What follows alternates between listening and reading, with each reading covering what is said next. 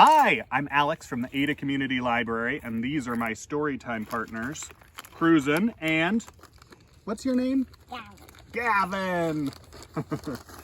Gavin is my nephew. He's a great guy. And I'm so glad that he and Cruisin' and all of you at home can join us for Storytime. I'm gonna start with this one. It's called Elephants Can Paint Too. Do you think that's so?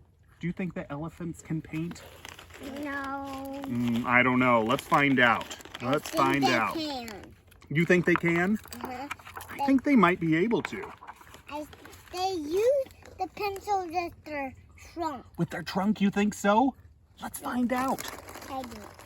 It starts. I teach in 2 schools. One is in the city. The other is in the jungle. Some of my students have hands. Others have, what are those? Trunks. Trunks. The elephant's trunk is both a hand and a nose. Not only can a trunk pick things up, it can smell, snore, trumpet, purr, drink, and spray. Elephants also use their trunks to communicate in a kind of sign language. A young elephant sucks its trunk the way babies suck their thumbs. Whoa. How do they do that? Some students eat grass. Others eat peanut butter and jelly. Who eats grass? Does this guy eat grass? No. No. The elephant eats grass. But all of her students love Oreo cookies. Really? And they all like to play with their friends. Time for art class. What's this? What's this right there? A paint. It's an easel with paper or canvas to paint on. Wow, I wonder if those elephants can do it. First, I give each student a brush. Look at how many ways there are to hold it. They can paint. They can paint. You think so? I think so too. They can. Oh my gosh. Now let's paint. Oh my goodness. That elephant is painting a picture. What do you think of that picture? Is it a pretty picture? Isn't that silly? It's amazing. These students like to paint dots. These students like bright colors. This was painted by a kid, and this one, I think, was painted by an elephant. Wow, these students can paint flowers. Look at that amazing painting. That elephant made flowers. This is incredible. Everyone has their own style. Uh-oh, anything can happen when the teacher isn't looking. What happened to that kid's hands? And a nose and his mouth. Oh, she's got paint on her nose, all over her hands, on her wrists, on her smock. What about this student? No. What did that student do? Oh no, dip their painting in the water? Oh dear. Time to clean up. Remember to wash between your toes. Oh my goodness. That elephant is so covered. Art class is over. All my students can paint and be proud. Wow, that is incredible. I love that. Oh, what got painted here? On his butt. Oh no, that elephant's bum was painted. All right, can you guys stand up for a minute? Why? Because I've got my guitar here and I want your help. Who should we sing or who should we sing hello to first? To Gavin? All right, and then we need a part of our body that will stick in the air while we sing to you. What part? Body. Your body? What part of your body? Your legs? All right. Like this. Everybody stick your legs in the air, your legs in the air, your legs in the air. Everybody stick your legs in the air and say hello to Gavin. And wiggle your legs at Gavin. Hello. Hello, Gavin. All right, who wants to go next? Do you want to go next, Cruisin'? Yes. Okay, and what part of... Bottom. Our bottoms? Can you stick your bottom in the air? Everybody stick your bottom in the air, your bottom in the air, your bottom in the air. Everybody stick your bottom in the air and say hello to Gavin. Wiggle your bottom at Gavin. Hello, Gavin. Hello, Gavin. All right, what other part of our body can we stick in the air? Our hat. Our hair? Our hats? Our heads? Hats. And shall we say hello to The tree. our filmer, Jenny? Shall we do it? Everybody stick your head in the air, your head in the air, your head in the air. Everybody stick your head in the air and say hello to Jenny. Hello, Jenny. Hello. Jenny. All right, and Our hair. our hair. Can we say hello to The plants. the plants? Oh, that's a good idea. And what part of our body will we stick in the air? Our hair. Our hair? Okay. Everybody stick your hair in the air, your hair in the air, your hair in the air. Everybody stick your hair in the air and say hello to the plants. Hello, plants. Hello. All right, shall we read another story? Yeah, shall we? Okay. Oh, I forgot to mention. What is this on your arm, Cruisin'? A cast. A cast? Why do you have a cast on your arm? What happened? I fell off a slide. Oh dear. And how was it to fall off the slide and break your arm? Did it hurt? Yeah. Yeah, so it's important to be careful when you're playing on the slide and to... What kind of slide? It was a big slide, a tall slide. Was it on your slide? No. No, it was not our slide.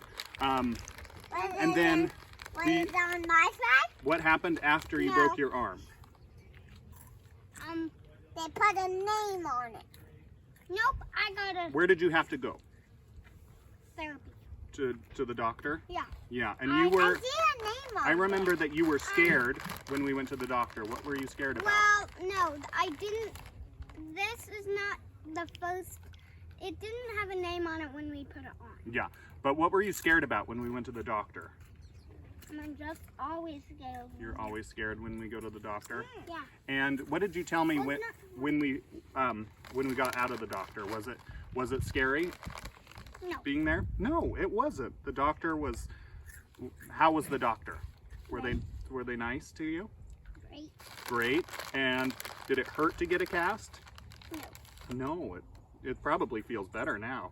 Well, maybe it's a little bit itchy under there, is it? No? It is a little bit stinky under And there. I don't have a broken That's true. arm. All right, let's read another story. This one is called Hiking Day by Ann Rockwell. And thanks to Aladdin Publishing for permission to read this one, and Simon & Schuster for permission to read Elephants Can Paint Too. I would like to stand. Okay, today my mother and father and I are going to climb Hickory Hill. That's the mountain I see from my window. It looks like a mountain to me, but everyone calls it Hickory Hill. I put on sturdy sneakers, find my floppy hat, and fill my water bottle. The ride from our house to Hickory Hill takes about 20 minutes. As we drive, I see fewer and fewer houses and more tall trees. As soon as we park the car, we check the map to see which trail to follow. Trails are like paths cut through the woods. We choose the red one. That's my favorite color. The minute we step onto the trail, we are surrounded by tall trees. We can't see sky. The ground is covered with leaves and ferns. It looks like the inside of my mother's terrarium. It's so quiet, I can hear my sneakers crunching the ground. As we climb higher up Hickory Hill, a fat toad leaps in front of us. Brop, brop, he says. No, I kneel down to look at him. Rabbit. Yeah, that's what some But frogs and toads say. toads are not frogs. They're a type of frog, but they don't live in water, and they make a different sound than frogs. All right, Some frogs live in the water. let's keep reading. Let's keep reading and find out what happens next. The toad's colors match the floor of the woods and the tree bark. What is that called? Camouflage. Camouflage. We flipped over a rock, and we looked right. We didn't flip over a rock, and it was brown, and we saw a spider that was the same color, and we did.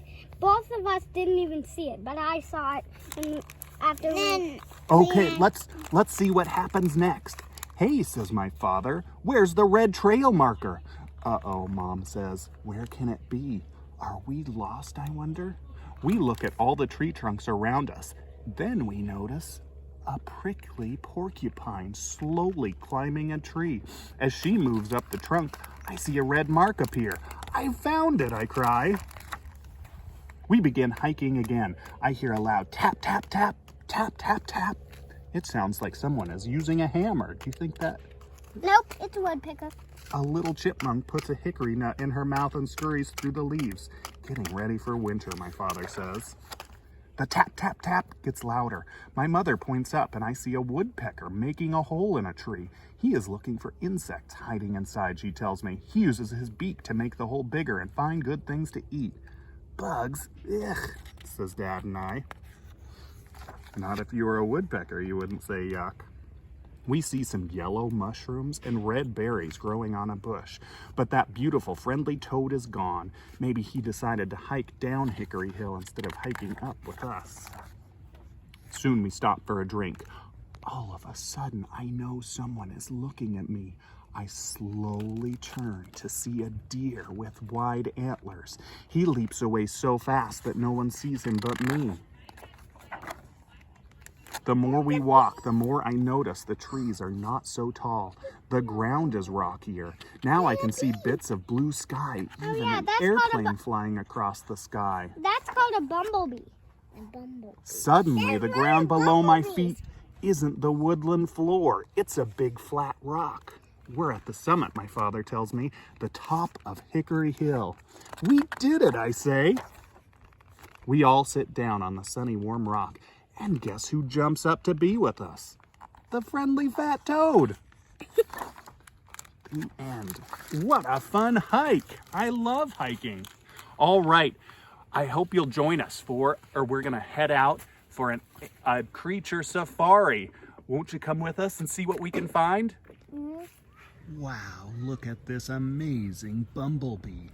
Bumblebees are a native bee where honeybees are introduced to our area. Bumblebees are wonderful pollinators, and they're very important for all plants that need to be pollinated. Bumblebees live in nests rather than hives, and they often use the burrows of animals for their nests. Oh, there's a honeybee. This breeze makes it hard to film. There she is. Here's an interesting thing. These are the seed pods of a milkweed plant. And here are some pods that have opened, revealing the seeds inside. Now, can you identify what this plant's strategy is for finding new suitable locations for plants? That's right. They use the wind to blow the seeds to new locations. Isn't that clever? Wow, look at this creature. This is called a Katydid. It has long back legs like a grasshopper, but you can tell it's not a grasshopper by these long antennae that are wiggling around. Katydids live in trees generally and are very good flyers. They have big wings compared to their body size. And this Katydid was just laying eggs in this flower. I don't know if you can see them, but she laid eggs in this flower. Wow. What a cool creature. Here we have a black widow spider. This is a very dangerous spider. But if you leave them alone, they'll generally leave you alone. Yeah. Daddy, there's another one. Another black widow spider? This is jumping spider. Thanks for joining us for Storytime. We'll see you next week. Bye!